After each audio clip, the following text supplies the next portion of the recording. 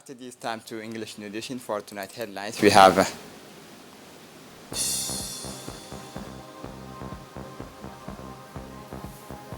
the launch of the 25th Regional Holy Quran Memorization Competition.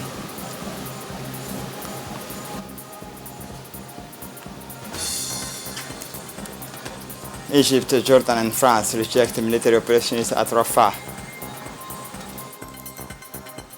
Welcome to our newsroom. At the end of Prime Minister Abdelkader Kamel Mohammed, which took place last Saturday in Arta, the leaders of the FC Arta team, a club which plays in the National Football Championship, presented the Prime Minister and the Vice President of RPP, His Excellency Abdelkader Kamel Mohammed, with the team jersey bearing the initial AKM honorary basis. All the club's players and managers were on hand to give Prime Minister Abdelkader Kamel Mohammed a warm welcome at the Sunny Hill Center in Arta. For his part, RPP Vice President Abdelkader Kamel Mohammed thanked the club's its president, staff and player for these honorary gestures. He also encouraged the national football player to go forward and to promote the development of local and national football in general. Yesterday evening, in the solemn confines of the National Hemicycle, a gentle effervescence reigned. The Honorable Dileita Mohammed Dileita, Speaker of the National Assembly, had orchestrated a very special event, a collective iftar to mark the third phase of the blessed month of Ramadan. The parliamentarians, all decked out in their best smiles, joyful, gathered to share this moment of conviviality and fraternity, far removed discussions and parliamentary debate. Around the table laid with delicious dishes, they shared the precious moment, strengthening their bonds of friendship.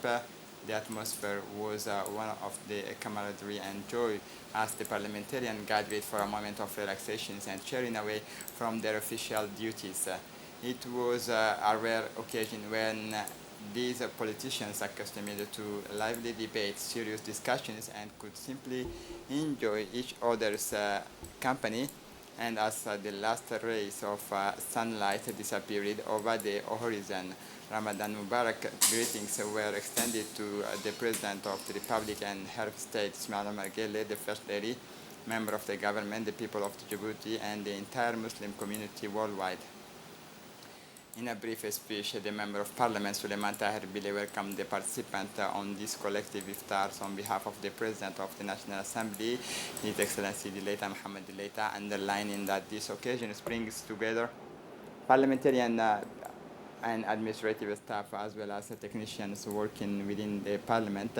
On the other hand, the Member of Parliament affirmed the tangible importance of this iftar organized by the President of the National Assembly, underlining at the same time that it is an important opportunity to reinforce their rapprochement and the cooperation between the Members of Parliament and employees of the Parliament. He took the opportunity to urge Members of Parliament to work sincerely and in a team spirit to achieve the lofty goals of the legislative authority.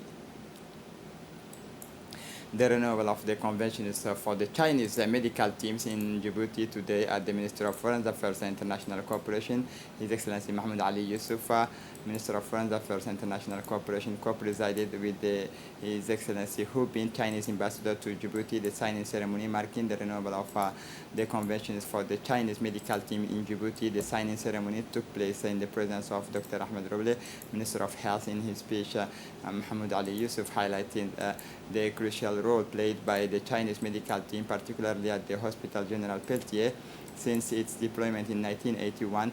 He also announced the forthcoming delivery of the Tajoura Regional Referral Hospital in November 2024, after the Arta Hospital testifying to China's ongoing commitment to the Djiboutian healthcare system.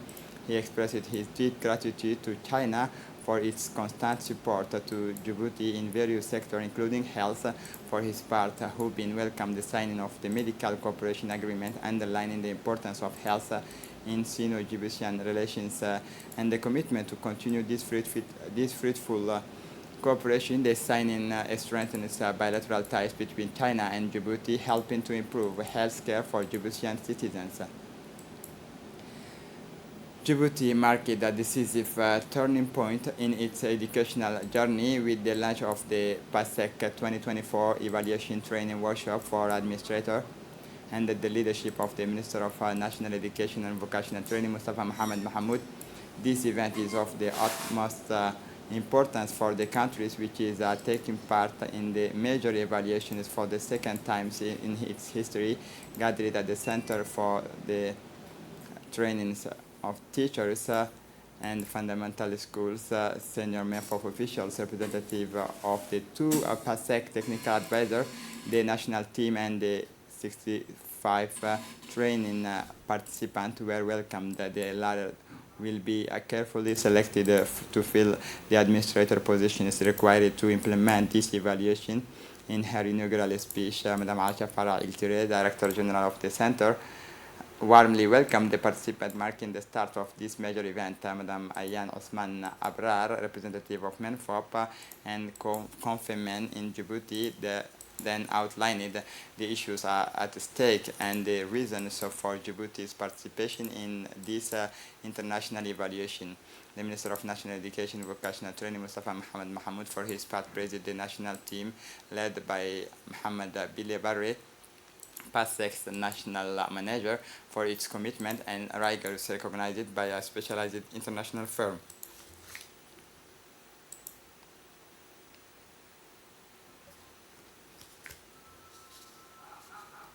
Taking the floor, the Minister of National Education, Mustafa Mohamed Mahmoud, highlighting the remarkable advances made by the Djiboutian education system, underlining the growing expertise in the field of education evaluation. The Minister also expressed his gratitude to the PASEC representatives for their invaluable support through the process. He called on the participants to demonstrate professionalism and dedication in their duties as administrator. Finally, it should be recalled that at the inaugural ceremony, the minister wished all participants a job well done and officially launched the training workshop. After many weeks of preparations, the 24th editions of the regional competition for the memorization of the Holy Quran, the Harif State Prize, officially began this morning. The launch ceremony took place at the People's Palace, presided over by the Minister of Muslim Affairs and Waqf, Mumin Hassan Barre, in the presence of the member of the government, preachers, and ulama, as well as the Director of Muslim Affairs, Ismail Hassan Roble, the chairman of the jury committee, Mahmoud Ahmed Obsiye. This Quranic event brings together candidates from Somalia, Djibouti, Yemen, Kenya, Uganda, Tanzania, Comoro, as well as Djibouti, the host country. The competitions, which took place under the supervision of a jury of experienced sheikh and ulema, enables competition between young people and motivates them to excel, succeed, and improve their levels of memorization of the Holy Quran, created at the instigations of the Harif State in 1999. In the wake of his elections to the Supreme Magistracy, the regional Holy Quran reading competition has a dual objective. The aim is to promote the learning of the Holy Quran in the countries of the regions, and also to help Islam make a greater contribution to peace and tolerance in this part of the world.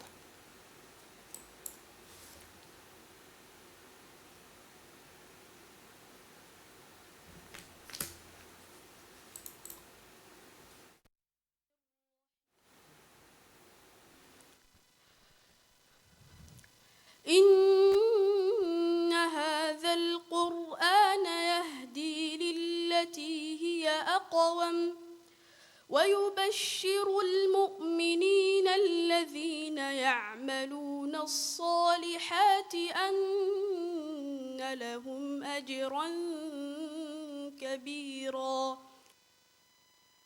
Official opening of the ceremony with a few verses from the Holy Quran and the national anthem. The audience followed with great admiration the song sung with the young girl Hayat Hassan. This song underlines the tangible importance of this Quranic event, which enjoys the generous support of the President of the Republic and the constant monitoring of the Minister of Muslim Affairs.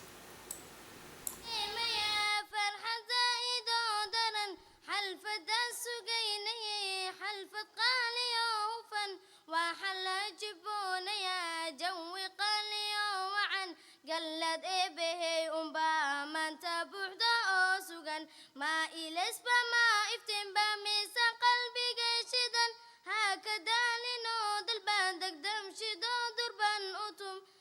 kasoo minhaa ka leexantan unbaa abaarkulan dadka meesha soo tuban antumul khayra alumam maanta waa maalintaan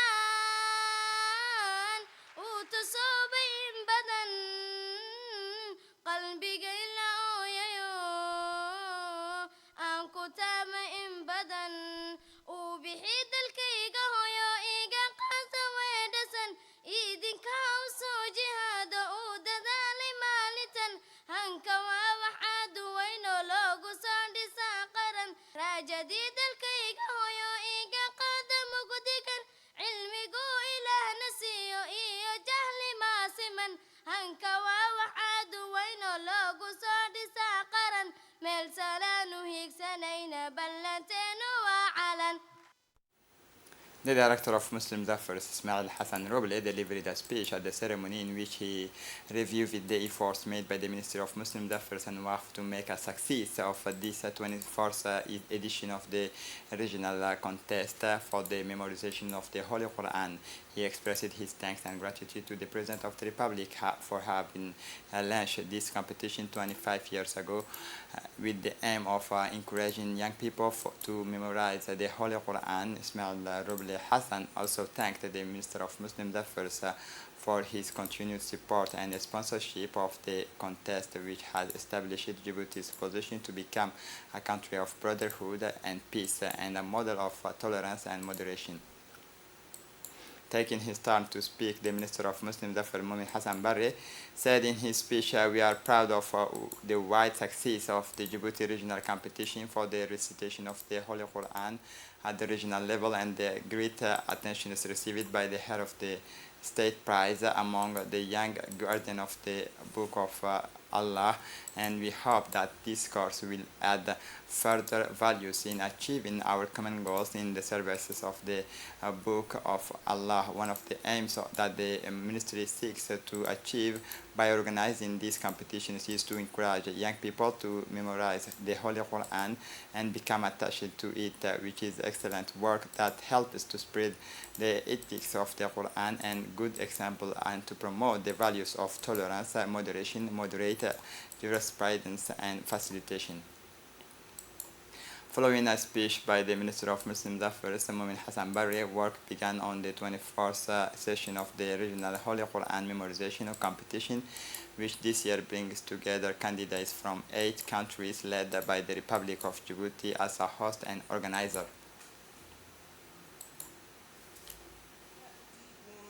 مثل الذين خلوا من قبلكم مستهم البأساء إن في هذا لبلاغا لقوم عابدين وما أرسلناك إلا رحمة للعالمين الذين يبخلون ويأمرون الناس بالبخل ويكتمون ما آتاهم الله من فضله وأعتدنا للكافرين عذابا مهينا. Under the aegis of the Ministry of Youth and Culture, the Community Development Center of the Neighborhood 7 and 7bis brilliantly enlivened the month of Ramadan on Sunday, March 31, 2024.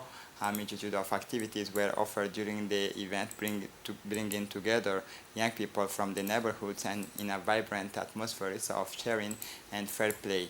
In the presence of the CDC leaders and their dedicated animator, hundreds of young people converged on the two centers to take part in the Prize Sports tournament, as well as enriching spiritual sessions for football and tekball, to table tennis and other games such as chess and Monopoly. Every youngster had the opportunity to develop socially, culturally, and athletically on the spiritual and cultural front of stimulating competitions of the 99 Name of God was organized for young people aged between 10 and 15, while traditional and folk dances atmospheres alight after the iftar meal. For the international scene, Egypt, Jordan, and France rejected any military operation at Rafah. Israeli military strikers yesterday killed dozens of Palestinians in the Gaza Strip, according to health authorities, as Egypt attempted to negotiate the atras. The Egyptian Foreign Minister Sameh Shoukry and his French and Jordanian counterpart Stéphane Séjourné and Ayman Safadi reaffirmed their country's firm stance on the rejections of any military operations on the Palestinian town of Rafah and the need for an immediate ceasefire in the Gaza Strip, according to a new report by the Palestinian Ministry of Health. 32,705 people have died in Gaza since the start of the Israeli offensive. In Israel, thousands of demonstrators take to the street against to demand Netanyahu's departure. These second demonstrations in 2 days calls for the departure of the Israeli Prime Minister, accused of compromising the release of the latest hostages. Anger at the Prime Minister's handling of the countries after the Hamas attacks on Israel on October 7 has reached an extreme point, says Dana Rabfogel, Shore 44 from Tel Aviv. And so this is the end of this edition. Thank you for being with us. Have a good evening.